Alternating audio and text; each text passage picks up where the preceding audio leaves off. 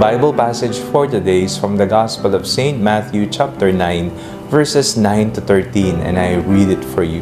As Jesus was walking along, he saw a man called Matthew sitting at the tax booth. And he said to him, "Follow me." And he got up and followed him. And as he sat at dinner in the house, many tax collectors and sinners came and were sitting with him and his disciples. When the Pharisees saw this, they said to his disciples, "Why does your teacher eat with tax collectors and sinners?" But when he heard this, he said, "Those who are well have no need for a physician, but those who are sick. Go and learn what this means.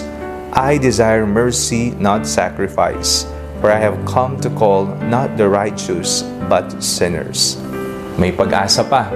Ito po ang mensahe ng ating binasang ebanghelyo ngayong araw na ito. Ito po'y tumutukoy sa pagtawag ni Jesus kay Mateo. Si Mateo po ay talapaningil ng buwis at siya ay kilalang makasalanan. Ngunit tinawag siya ng Panginoon. Sa mata ng tao, wala ng pag-asa. Siya'y tunay ngang makasalanan. Siya hindi nararapat na pumunta at maghain sa templo. Ngunit sa Panginoon, napakaganda po ng plano niya sa ating lahat. Tayo pa'y may pag-asa. Maaring sa buhay natin, nakikita natin sa buhay na wala na yata akong pupuntahan. Wala na yata akong pag-asa. Ako'y makasalanan. Ang daming pagkakamali. Ako'y mahirap lamang. Ngunit sa Panginoon, may pag-asa pa. Lagi nating tatandaan, may awa ang Diyos.